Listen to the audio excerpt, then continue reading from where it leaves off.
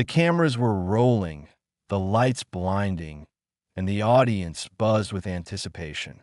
Tonight's special guest, Erling Haaland. The world-renowned striker, a goal-scoring machine, had agreed to sit down for what was supposed to be a light-hearted interview.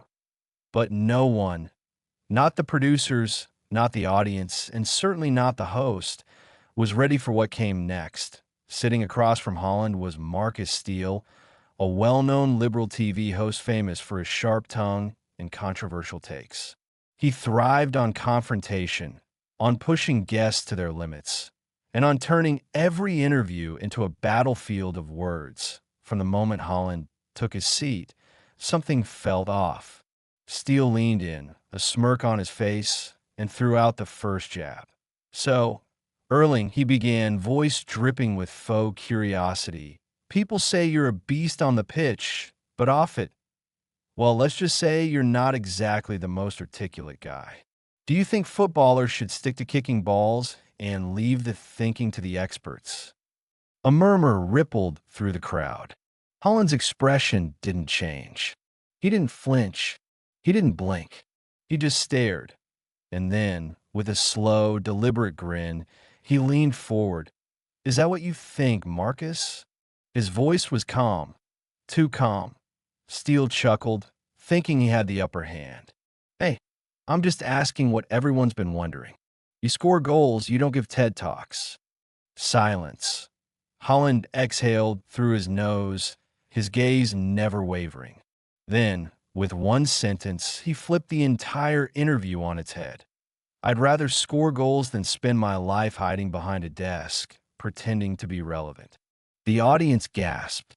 Steele blinked, momentarily thrown off. But Haaland wasn't done. In fact, he continued, his tone turning razor sharp. "I think the real question is, why does someone like you get to decide who's articulate? Or is this just another one of your cheap tricks to belittle people who actually do something with their lives?" The studio fell dead silent. Marcus Steele shifted uncomfortably in his chair. His smirk faltered. For the first time, the so-called king of TV debates was on the ropes. And then he made the biggest mistake of his career. He opened his mouth. Steele scoffed, trying to regain control. "Oh, come on, Erling. Let's not pretend kicking a ball for a living is some noble pursuit. I mean, sure, you're talented, but at the end of the day, what do you really contribute to society? Doctors save lives. Scientists push humanity forward. You just entertain." The air in the studio turned electric. The audience didn't dare breathe. Haaland didn't move. He just sat there, fingers interlocked, jaw tightening ever so slightly. But his eyes, icy, unwavering, burned through Steele like a laser. That a slow, almost amused chuckle rumbled from Haaland's chest. "So that's what you think?" His voice was smooth, measured. "That athletes don't contribute? That dedication, discipline, and inspiring millions mean nothing?" Steele shrugged. "Look, I'm just saying, maybe people idolize footballers a little too much. Maybe they should focus on—" Haaland cut him off. "Maybe they should focus on people like you, right?" Steele's lips parted, but no words came out. Haaland leaned in, elbows on the table. "Tell me, Marcus," he continued, voice low and deliberate, "what exactly do you contribute? You sit here in your comfortable chair, throwing cheap shots at people who've worked their whole lives to be great. You stir the pot, fuel outrage, and pretend it's journalism." The audience erupted. Some gasped, some cheered. Steele's face twitched. "Listen, I know, you listen," Haaland said, his voice cutting through the noise. "You talk about scientists and doctors, but do you think they'd be where they are without passion? Without drive? Without role models?" He tilted his head. "Maybe a kid watches me play and learns about hard work. Maybe they chase their dreams, football or medicine or science, because they saw someone give everything they had to something they love." Steele swallowed. He was losing ground, fast, but then he panicked. And when people panic, they say stupid things. Oh, please, he scoffed, forcing a laugh. Let's be real. Most footballers are just overpaid, brainless jocks who, boom. The moment those words left his mouth, the audience lost it. Gasps, boos, murmurs. Even the producers, watching from behind the cameras, looked horrified. Haaland sat back, exhaling through his nose. He didn't need to say anything else. Steele had just signed his own death warrant, and he didn't even know it yet. A heavy silence hung in the studio, thick and suffocating. The air felt charged, like the moment before a lightning strike. Marcus Steele realized, too late, that he had crossed a line. The audience's reaction said it all. Shocked whispers, a few nervous chuckles, some outright boos. Even the crew behind the cameras exchanged wide-eyed glances. This wasn't the kind of controversy that boosted ratings. This was the kind that ended careers. Haaland, meanwhile, remained deadly calm. He slowly shook his head, as if disappointed, as if Steele was nothing more than a kid who had just played himself in the worst possible way. You really just said that, Haaland murmured, more to himself than anyone else. Then he looked straight into Steele's eyes. Brainless jocks. He let the words hang in the air for a second. Then he leaned forward, voice dropping to a deadly whisper. You sit in a chair and run your mouth for a living, Marcus. And I'm the brainless one. The audience erupted. Cheers, claps, shouts. This wasn't just a response. This was a shift. The energy had turned, and Steele was on the wrong side of it. His face twitched. He tried to recover. I didn't mean it like that. You're twisting my words. Haaland smiled, but there was no warmth in it. No, I think you meant exactly what you said. And now that the whole world has heard it, you're scrambling. Steele was sweating now. He adjusted his tie, looking around as if searching for backup. But there was none. He was alone, trapped in the mess of his own making. Haaland wasn't done. You talk about doctors and scientists like they're the only people who matter. But tell me, Marcus, what do you do for society? He gestured around. You don't heal the sick. You don't make discoveries. You sit here, throwing cheap insults at people who actually work for what they have. Steele opened his mouth, but Haaland wasn't finished. And let's not pretend this is about intelligence, Haaland continued. Because if that's what you cared about, you wouldn't spend your time baiting guests into saying something you can twist for clicks. Boom! The crowd went wild. Applause, shouts, people standing up. Steele looked like he wanted the earth to swallow him whole. Then, as if things couldn't get worse, someone backstage made the call. The giant screen behind them lit up, replaying Steele's exact words. Most footballers are just overpaid, brainless jocks who, the clip cut off, but the damage was done. Steele paled. He turned to the camera, to the producers, to anyone who could help. Wait, hang on. I didn't mean. Too late. The internet was already eating him alive, Steele's face drained of color as the reality sank in. He could almost feel the internet ripping him apart in real time. The audience was already on their phones, tweeting, recording, sending clips to every corner of social media. And the screen behind him, oh, that screen, kept replaying his words like a funeral bell ringing for his career. Brainless jocks. It didn't matter what he meant. It mattered what he said. And now, the world had receipts. Haaland watched it all unfold, arms crossed, his expression unreadable. He had already won, and he knew it. But Steele? He was spiraling.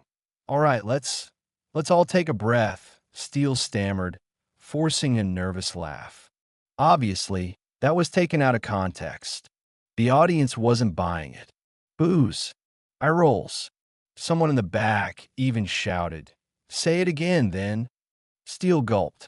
He turned to Haaland, hoping for an escape. Come on. Erling, you know what I meant, right? You're different. Haaland's head tilted slightly. I'm different. His voice was quiet, but lethal. So now there are levels to being a brainless jock. Some of us are acceptable, and some aren't. The audience loved this. Laughter. More cheers. Steele was dying a slow, public death, and there was nothing he could do about it. Desperation kicked in. He turned to the camera. Look, folks, let's be rational. I was just making a point about, ding, a loud notification sound echoed through the studio. Someone backstage had put the latest Twitter trends on the big screen. Hashtag Fire Marcus Steele, 32K tweets and climbing. Hashtag Haaland on Steele, 68K tweets and exploding. Steele's jaw clenched. He had seen PR disasters before, but never one happening to him. And then, the final nail in the coffin. Haaland leaned back, tapped his chin, and then spoke in the calmest, most devastating voice imaginable. Marcus, let me give you some advice. He paused, letting the moment breathe. When you talk for a living, be careful what you say. Mic drop. The audience lost it. Steele? He sat there, blinking, drowning in his own downfall. He knew. Everyone knew. His days on this show were numbered, because the internet had spoken. And when the internet turns on you, there's no coming back. Backstage, chaos erupted. Producers paced, executives whispered furiously into phones, and assistants scrambled to contain the PR nightmare that was unfolding live on air. Steele sat frozen, his face a mix of shock and pure dread.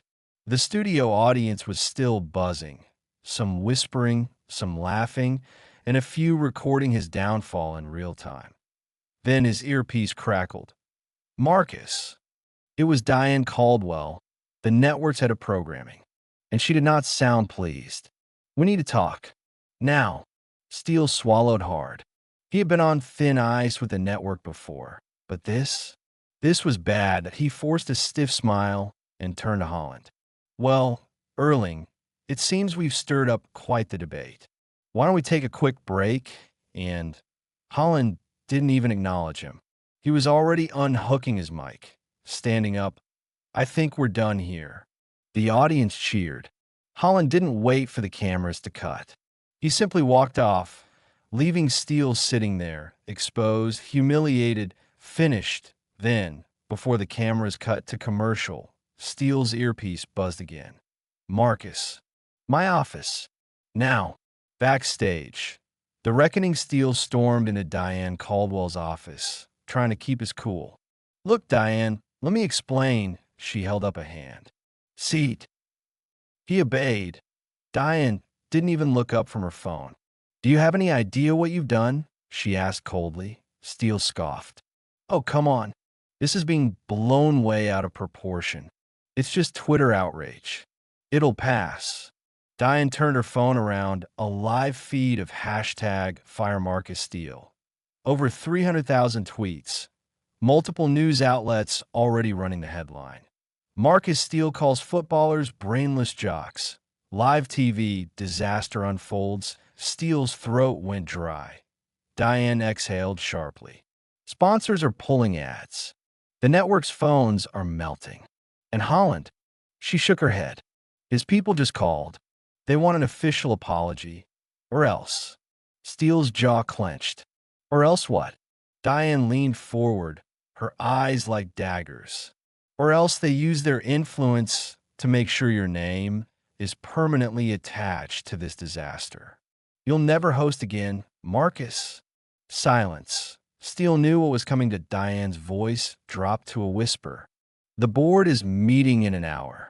But between you and me, she shook her head. It's over. Steele's heart pounded. Diane, please, she stood. Clean out your office. Steele felt the walls closing in. He had spent years building this career. And in less than 10 minutes, it had all come crashing down.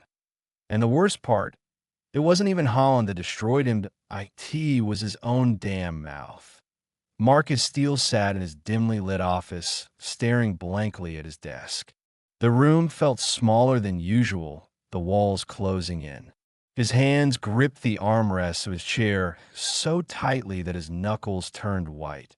This couldn't be happening. Outside, he could hear whispers. Staff members who once greeted him with fake enthusiasm now spoke in hushed tones, stealing glances at his door like vultures circling a dying animal. His phone buzzed. Unknown number. With a shaky breath, he answered. Hello. A smooth, calculated voice responded. Marcus Steele. You've made quite the mess for yourself. Steele sat up. Who is this? A chuckle. Someone who doesn't think you should go down without a fight. Steele's pulse quickened. I'm listening. The voice continued. The media thrives on conflict. Right now, you're the villain. But villains who fight back, they get ratings. Steele frowned. I've already been benched by the network. What am I supposed to do? A pause. Then, you flipped the script. Steele's mind raced. The network was about to fire him. He had nothing left to lose. Maybe, just maybe, there was a way to spin this disaster into something else. Go on, Steele said cautiously. The voice continued. You're being canceled over a misunderstanding. Play the victim. Say you were attacked by the woke mob for having an opinion. If you do it right, you won't just survive, you'll come back stronger. Steele swallowed. It was a gamble. A desperate, reckless gamble. But wasn't that better than fading into irrelevance? His grip on the phone tightened. And if I do this, what's in it for you? The voice chuckled again. Let's just say, I have my own reasons for wanting to see people like Haaland taken down a notch. Click. The line went dead. Steele stared at his phone, his mind spinning. This was it, his last shot. And if he was going down swinging. Marcus Steele had always been a survivor. He clawed his way up in the cutthroat world of media, stepping on toes and dodging knives in the back. And now, he was cornered. His career was circling the drain. But if there was one thing he knew, it was this. Scandals didn't destroy people. Weakness did that. So, if the world wanted a villain, he'd give them one. That the comeback strategy. Steele took a deep breath, cracked his knuckles, and started typing. His hands flew over his keyboard, crafting a tweet designed to split the internet in half. At Marcus Steele Official. Cancel culture comes for another free thinker. Sad to see that respectful debate is no longer allowed in today's climate. If you dare to challenge the golden idols of sports, you get crucified. I want to apologize for speaking my mind. Stay tuned. Send. And just like that, the war had begun. Within minutes, replies flooded in. Oh, here we go. The I'm being silenced routine. Dude, you called athletes brainless jocks on live TV. Respectful debate? You insulted an entire profession and got owned. Man's trying to spin getting cooked into some kind of culture war. But Steele wasn't looking at the hate, that he was looking at the support. Marcus is right. Athletes aren't untouchable. Why can't we criticize them? The woke mob is at it again. Stay strong, Marcus. Haaland couldn't handle a real debate. They just want to silence people who don't bow down. It was working. Steele smirked. This wasn't about making sense. This was about surviving. He had just thrown himself into a different narrative. One where he was the victim, the brave truth-teller fighting against the machine. And the machine, it was about to respond. The network fights back. Diane Caldwell slammed her office door shut, her phone pressed against her ear. Tell me he didn't just do what I think he did. Her assistant, voice shaking. He did. Diane gritted her teeth. That idiot. He's not just burning the bridge. He's nuking the whole damn city. The network had been planning to fire Steele quietly, let the scandal blow over. But now, he was forcing their hand. Her phone buzzed with an incoming call. The board of directors, she sighed. Steele wanted to fight. He was about to get one. Marcus Steele leaned back in his chair, watching his tweet explode. His name was everywhere. News outlets were picking up his statement, social media was ablaze, and the divide was growing. Some called him a washed-up provocateur. Others called him a truth-teller. It didn't matter which side people took. What mattered was that they were talking. But Steele had forgotten one crucial thing. His enemies weren't just Haaland and the Twitter mob. The network wasn't about to let him hijack the narrative. The emergency meeting at 8 a.m. sharp, the board of directors assembled in a sleek conference room at network headquarters. The mood? Ice cold. Diane Caldwell sat at the head of the table, arms crossed, her expression unreadable. Across from her, a suited man scrolled through his phone, shaking his head. This is getting out of control. The network's head of PR, Veronica Hughes, spoke next. We had sponsors willing to ride out the controversy, but after Steele's tweet, 3 major brands have pulled out. If we don't act fast, we'll be hemorrhaging revenue by the end of the week. Caldwell exhaled slowly. So we make it official. The room went silent. Then Veronica nodded. We fire him. Publicly. Make it clear he doesn't represent us. A murmur of agreement rippled through the board. One of the executives hesitated. What if this helps him? He's already spinning this as a cancel culture thing.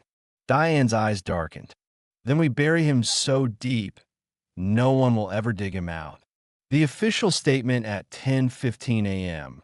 The network released a statement across all platforms. Official statement regarding Marcus Esteli at network name. Hold ourselves to the highest standards of professionalism and respect. The views expressed by Marcus Steele during his recent broadcast and his subsequent statements do not reflect the values of this network. Effective immediately, Marcus Steele is no longer affiliated with network name.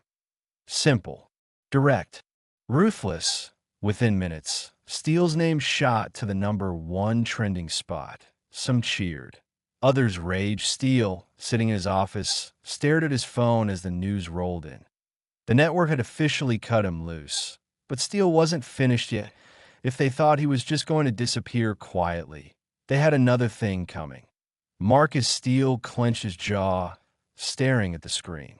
The network had officially cut him loose, thought he should have expected it.